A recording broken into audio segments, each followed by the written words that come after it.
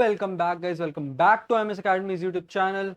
Here I am, Abhishek Sharma, and I am bringing you class 11th biology, chapter number 8, the cell basic unit of life. तो cell जो होता है वो असल में क्या है? बेसिक यूनिट, यानी सबसे छोटी चीज जिससे एक जीव जो है अपनी जिंदगी को शुरू करता है वो होता है सेल से शुरू करता है। किससे शुरू करता है? सेल। सेल से आगे बहुत सारे सेल्स मिलके टिश्यू बनाते हैं, बहुत सारे टिश्यू मिलके ऑर्गन बनाते हैं, ऑर्गन बहुत सारे मिलके एक ऑर्गन सिस्टम बनाते हैं, और वही ऑर्गन सिस्टम जिसमें हो वो एक लिविंग ऑर्गेनिज्म होता है। वो एक लिविंग ऑर्गेनिज्म होता है। तो स्टार्टिंग कहां से हुई? सेल से हुई। स्टार्टिंग कहां से हुई? सेल से। तो क्या आपको पता है जो सेल से स्टार्ट होता है, सबसे पहले सेल खोजा किसने, डिस्कवर किसने करा और कहां करा? तो आओ बताते हैं, स्टार्ट करते हैं अपने cell the basic unit of life को। ये सारे साइंटिस्ट हैं जो आपके पास एनसीईआरटी जो है अलग अलग समय पर लाती रहेगी, तो मैं सारे एक साथ ही ले आया कि आपको ज्यादा दिक्कत ना आए। जिसमें से आपको ये लिन मर्गिलिस को नहीं पढ़ना, लिन मर्गिलिस आपके पास नहीं है, आगे आएगी लिन मार्गिलिस, ठीक है। अर्नेस्ट रस्का आपके पास नहीं है, अर्नेस्ट रस्का आपके पास नहीं है, और एल्बर्ट क्लॉड आपके पास नहीं है, एल्बर्ट क्लॉड आपके पास नहीं है, ठीक है। लिन मार्गिलिस, एल्बर्ट क्लॉड। वैसे लिन मर्गिलिस का मैं काम बता सकता हूँ, और अर्नेस्ट रस्का और लिन मर्गिलिस और एल्बर्ट क्लॉड चाहोगे तो काम आपको इसका बता देंगे, अलग से एकदम बता देंगे। लिन मर्गिलिस और अर्नेस्ट रस्का और क्या नाम है, एल्बर्ट क्लॉड का, एल्बर्ट क्लॉड का। चलो अपना रखते हैं फोन साइलेंट पे ताकि कोई हमको बीच में परेशान ना करे, बीच में हमको कोई परेशान ना करे, और अब कोई हमें परेशान नहीं करेगा, और हम अपने साथ इसमें स्टार्ट करेंगे। तो सबसे पहले आपको जो साइंटिस्ट पे गौर करना है वो है ये, जिसके ऊपर मैंने ब्लू से जिसके डब्बे को मैंने ढक दिया। क्या नाम लिखा है इसका? नाम क्या लिखा है इसका? इसका नाम लिखा है जी रॉबर्ट हुक। यह है रॉबर्ट हुक।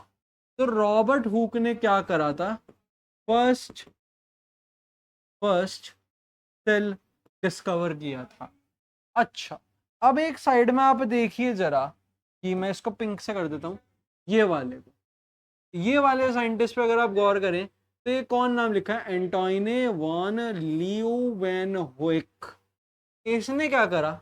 इसने फर्स्ट लिविंग सेल करा। लिविंग मतलब जिंदा सेल।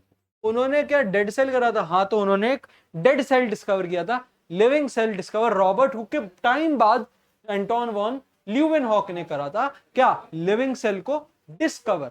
लेकिन रॉबर्ट हुक उस टाइम तक डेड सेल डिस्कवर कर चुके थे, तो सेल मिल चुका था, लिविंग सेल नहीं मिला था।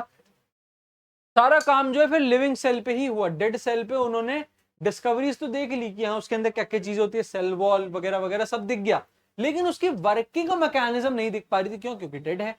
तो डेड से लिविंग में आया, तो लेवनहॉक ने बोला कि भैया आप थोड़े से गलत हो, आओ जरा एक बार लिविंग सेल को भी देख लो, परख लो, फिर देखते हैं कि आपकी थ्योरी कितनी काम आती है। तो वहीं पर ल्यूवेनहॉक का काम आ गया, और ल्यूवेनहॉक ने फर्स्ट लिविंग सेल को डिस्कवर करा। अच्छा, उसके आगे अब इस फर्स्ट लिविंग सेल में क्या चीज थी जिसकी वजह से सारा काम हो रहा था? उसका मैकेनिकल नेचर कौन जस्टिफाई कर रहा था? वो किसने बताया? वो इन्होंने बताया। ये देखो, जिसके आगे काला वाला वो लग गया ना, इसके आगे काला वाला लग गया, ये नाम है इनका रॉबर्ट ब्राउन। इन्होंने क्या करा था? रॉबर्ट ब्राउन ने न्यूक्लियस डिस्कवरी,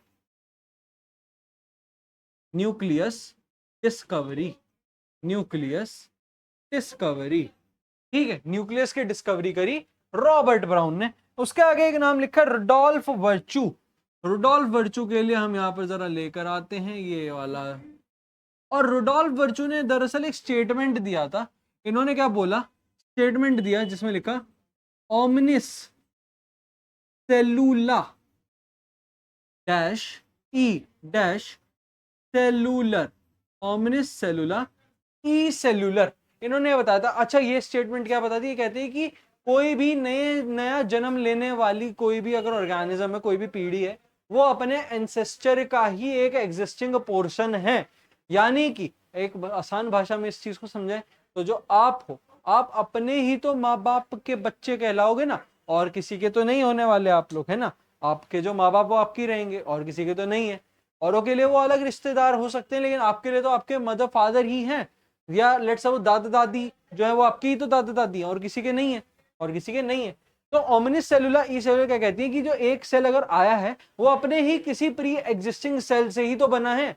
यानी अगर जो आप हो आज आप तभी हो, आप जो ये वीडियो देख रहे हो वो आप तभी हो जब आपके दादा थे और फिर आपके पापा हुए और फिर आप हुए हो। अगर आप यहाँ नहीं हो, मतलब ना आपके पापा थे ना दादा थे, जाहिर सी बात है, जाहिर सी बात है, ठीक है। तो वो प्री एग्जिस्टिंग थे, उन्हीं की वजह से आगे आने वाले सेल्स का क्या बढ़ा, उनका वर्चस्व आया और उनके जो है एग्जिस्टेंस का पता चला, जाहिर सी बात है, ठीक है। छोटी सी स्टेटमेंट छोटी सी है लेकिन असर बहुत बड़ा छोड़ के गई ये बायोलॉजिकल वर्ल्ड पे। अच्छा आगे देखो जरा, शेल्डन और श्वान, शेल्डन और श्वान, इन दोनों को हमेशा जोड़ी में पढ़ाया जाता है। इसमें से एक जर्मन बॉटनिस्ट है और एक ब्रिटिश जोलॉजिस्ट है। वो आपको खुद पता लगाना है, एनसीईआरटी में देख के कमेंट सेक्शन में अगर बता दोगे तो बात ही बहुत बढ़िया कि शेल्डन जर्मन बॉटनिस्ट था या ब्रिटिश जोलॉजिस्ट, या श्वान जो था जर्मन बॉटनिस्ट है या ब्रिटिश जोलॉजिस्ट, कौन इसमें कहां से बिलोंग करता था और कौन से नेचर का था। तो इनमें से एक बॉटनिस्ट है जो कि प्लांट पे काम करता है और एक जोलॉजिस्ट है जो एनिमल पे काम करता है। तो इन दोनों ने अलग अलग एनिमल और प्लांट के सेल्स पे काम करा और इन्होंने क्या दिया, इन्होंने क्या दिया, गेव सेल थियरी, इन्होंने दी सेल थियरी, इन्होंने सेल थियरी दी, ठीक है, इन्होंने दी सेल थियरी। हो गया। अब देखो वहां एक और वॉटसन एंड क्रिक, वॉटसन क्रिक एक साथ लिखा है, वॉटसन एंड क्रिक है, तो जेम्स वॉटसन और फ्रांसिस क्रिक, इन्होंने मिलकर क्या दिया था, इन्होंने वर्किंग नेचर बताया था डीएनए का, working nature of, working nature of, nature of DNA, deoxyribo nucleic acid, ठीक है। एंटरटेनमेंट देख के इसे डैडीज नाजायज औलाद बोलने की दिक्कत ना दें, क्यों, क्योंकि ये तो डीऑक्सीराइबोज न्यूक्लिक एसिड है, ठीक है। आगे चलते हैं जरा, ये तीन साइंटिस्ट और हैं, ये तीन साइंटिस्ट और हैं, ठीक है, ये तीन साइंटिस्ट और हैं। तो ये कौन है, ये कौन है, ये कौन, वहां तो नाम लिखे हुए हैं एस जे सिंगर और निकलसन, ठीक है, एस जे सिंगर और निकलसन, सिंगर और निकलसन। इन्होंने क्या करा था, इन्होंने दिया था फ्लूइड, फ्लूइड मोजायक, मोजायक, फ्लूइड मोजायक मॉडल, इन्होंने दिया था फ्लूइड मोजाइक मॉडल। और फ्लूइड मोजाइक मॉडल किसके बेसिस पर था, प्लाज्मा मेम्ब्रेन को बता रहा था, प्लाज्मा मेम्ब्रेन, सेल वॉल से अंदर आती है प्लाज्मा मेम्ब्रेन, उन्होंने दिया फिर फ्लूइड मोजाइक मॉडल। अच्छा जी, अब ये साइंटिस्ट कौन है और ये साइंटिस्ट कौन है, तो इनमें से जो ये हैं, ये कौन है, इनका नाम है, इनका नाम है कैमिलो, कैमिलो गॉल्जी, इनमें है, इनका नाम है कैमिलो गॉल्जी। अच्छा गॉल्जी लिखा है तो इन्होंने क्या करा था, discovery of, discovery of what, discovery of Golgi bodies, इन्होंने गॉल्जी बॉडीज को देखा, गॉल्जी एपरेटस या गॉल्जी बॉडीज कुछ भी बोल लो बात सेम है। अच्छा ये कौन है, इनका नाम है George, GEORGE, George pallid, PALADE, George pallid. इन्होंने क्या करा, इन्होंने क्या करा, डिस्कवरी करी किसकी, अच्छा ये वॉटसन एंड क्रिक के बाद हुई थी, डिस्कवरी ऑफ राइबोसोम, राइबोसोम जो होते हैं डीएनए का बिल्डिंग ब्लॉक है राइबोसोम, बिल्डिंग ब्लॉक है राइबोसोम।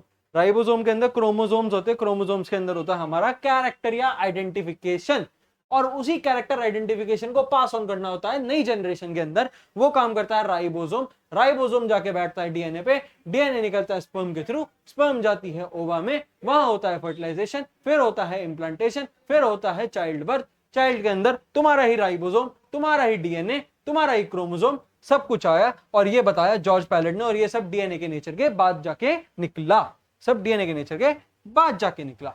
अच्छा तो ये सारे साइंटिस्टों से रिलेटेड आपके पास जो है थ्योरीज दी हुई हैं, ठीक है, ये आपको एज इट इज याद रखनी है। अब उसके बाद जरा ओवरव्यू जानते हैं सेल का और सेल के टाइप के बारे में जानते हैं। तो सेल के ओवरव्यू से और सेल टाइप्स, ठीक है, ओवरव्यू ऑफ सेल और सेल टाइप के बारे में देखते हैं। तो आपको इसमें बताना है कि स्मॉलेस्ट सेल किसका है, लार्जेस्ट किसका है, लार्जेस्ट, अच्छा लॉन्गेस्ट कौन सा है, ये तीन तो बहुत कॉमनली पूछे जाते हैं, ठीक है, बेसिक लाइक कभी भी टीचर जो है किसी को लाइक ऐसे क्लास में स्टैंड अप करवा के और पूछ सकता है कि अच्छा बता चल स्मॉलेस्ट सेल कौन सा बहुत असर था ना, चल बता लार्जेस्ट सेल कौन सा बहुत असर था ना, और लॉन्गेस्ट कौन सा ये बता ना बहुत असर था। फिर आता है हमारे पास बैक्टीरिया का सेल का साइज क्या है, bacterial bacterial cell size, bacterial cell size आपको बताना है, लॉन्गेस्ट सेल बताना है, लार्जेस्ट सेल बताना है, स्मॉलेस्ट सेल, यहाँ लिख देते हैं सेल ताकि कंफ्यूजन ना हो। सेल ये बेसिकली सिर्फ इंट्रोडक्शन है, तो आपको सेल और आपको बायोलॉजी से इंट्रोड्यूस करवा रहे हैं। और अगला आरबीसी का साइज क्या है, आरबीसी का साइज क्या है। अच्छा इन सबके जो साइजेस होते हैं वो माइक्रोमीटर में नापे जाते हैं, वो माइक्रोमीटर में नापे जाते हैं। चलो इसके आगे इनका आंसर देखते हैं। ठीक है, स्मॉलेस्ट सेल है माइकोप्लाज्मा, एज इट इज याद रख लो, चैप्टर नंबर 2 में ही बताया हुआ है, लिखवाया हुआ है, mycoplasma is the smallest living cell known, smallest living cell known. Size क्या होता है, साइज क्या होता है 0.03 माइक्रोमीटर। अच्छा लार्जेस्ट सेल क्या है जी, ऑस्ट्रिच का एग, ऑस्ट्रिच का एग देखना गूगल करके चौंक जाओगे। ठीक है, लॉन्गेस्ट होता है हमारा नर्व सेल, नर्व सेल यानी जो नर्व सेल होते हैं, न्यूरॉन्स होते हैं, वो होते हैं नर्व सेल। ठीक है, बैक्टीरिया के सेल का साइज होता है 3 से 5 माइक्रोमीटर तक, 3 से 5 माइक्रोमीटर किसका, बैक्टीरिया का सेल का साइज। अच्छा आरबीसी का साइज क्या बैक्टीरिया के सेल के साइज से होता है बड़ा, हाँ होता है, इनका होता है 7 माइक्रोमीटर, 7 माइक्रोमीटर। अब सेल के टाइप कौन कौन से हैं, तो जो सेल के टाइप्स हैं वो हमारे पास, ये आज का वैसे हमारा लास्ट रहेगा सेल के टाइप्स का, और इंट्रोडक्टरी पोर्शन में हम इतना ही देखेंगे बस। सेल के टाइप हमारे पास दो तरह के हैं, और उनका बेसिस कैसे कटा है, उनका बेसिस कैसे हुआ है, on the basis of, on the basis of यानी किसको मद्देनजर रख के ये दो हिस्से में बांटा, on the basis of cell membrane या plasma membrane, cell membrane and cell organelle, यानी सेल के अंदर ऑर्गेनल्स और सेल का मेम्ब्रेन को देखकर बनाया। तो जिनमें सेल मेम्ब्रेन प्रेजेंट थी, नहीं इधर एब्सेंट का लिखते हैं, जिनमें एब्सेंट थी उन्हें क्या बोला, और जिनमें प्रेजेंट थी उन्हें क्या बोला, जिनमें प्रेजेंट थी उन्हें क्या बोला, जिनमें एब्सेंट थी उन्हें क्या बोला। तो आओ जरा, तो जिनमें प्रेजेंट थी, तो सॉरी जिनमें एब्सेंट थी उन्हें बोला प्रोकैरियोट्स, ओ सॉरी यहाँ सेल मेम्ब्रेन ही सेल वॉल आएगा, हाँ अच्छा वो टाइम रहते रहते याद आ गया, बस वापस से सेल वॉल और सेल ऑर्गेनल्स। ठीक है हाँ अब सही है, प्रोकैरियोट्स, और जिनमें प्रेजेंट थी उन्हें क्या बोला, यू कैरियोट्स, यू कैरियोट्स और प्रोकैरियोट्स। ठीक है, और साथ साथ में सेल ऑर्गेनल्स के अलावा भी अगर आप लिखना चाहो, and well defined, and well defined यानी बहुत ज्यादा अच्छे से वेल फॉर्म्ड न्यूक्लियस या डिफाइंड न्यूक्लियस के समय है। ठीक है, ये तीन बेसिस थे इन प्रोकैरियोट्स और यूकैरियोट सेल्स को बनाने के लिए। स्मॉलेस्ट सेल आपको याद रखना है कौन सा है, माइकोप्लाज्मा। लार्जेस्ट सेल आपको याद रखना है ऑस्ट्रिच, लॉन्गेस्ट है nerve cell. Bacterial cell size होता है 3 से 5, आरबीसी का साइज होता है 7 माइक्रोमीटर। जॉर्ज पैलेट ने क्या करा था, discovery of ribosome, discovery of Golgi bodies कितने करी, कैमिलो गोल्जी। इन्होंने कह दिया fluid Mosaic model of plasma, of plasma membrane, of plasma membrane. ठीक है, और इससे पहले वाले एंटोन वन लिविंगस्टॉक ने फर्स्ट लिविंग सेल करा जिस वजह से ये जीत गए। रॉबर्ट हुक ने फर्स्ट सेल करा था, सबसे पहली डिस्कवरी। रॉबर्ट ब्राउन ने न्यूक्लियस डिस्कवर करा। रुडोल्फ बर्चू ने एक स्टेटमेंट दी, ओमनिस सेलुला ई सेलुलर। वॉटसन एंड क्रिक ने वर्किंग नेचर बताया डीएनए का। शेल्डन शॉन ने सेल थ्योरी दी। और लिन मर्गुलिस अगर आपको जानना है तो इन्होंने क्या दिया था, इन्होंने दी थी एंडोसिम्बियोंट थ्योरी, एंडोसिम्बियोंट थ्योरी। अच्छा ये होती क्या है इसको कभी अलग से बताएंगे। एंडोसिम्बियोंट थ्योरी अपने आप में ही बहुत अच्छा और बहुत इंटरेस्टिंग कॉन्सेप्ट है, याद रखने वाली चीजें हैं जो कि आपके पास जैसे सिलेबस में तो नहीं है, आउट ऑफ सिलेबस एक चीज है, बट आपको जानने में भी बहुत इंटरेस्ट आएगा और जाननी भी चाहिए, पता भी होना चाहिए। छोटा सा अगर शॉर्ट में बता दें अगर यहीं पर किसे, इसे एंडोसिम्बियॉन्ट थ्योरी को, तो ये क्या बताता है कि जो प्रोकैरियोटिक सेल्स हैं उन्हीं प्रोकैरियोटिक सेल से मिल मिल के आगे जाके यूकैरियोटिक सेल बन गए थे।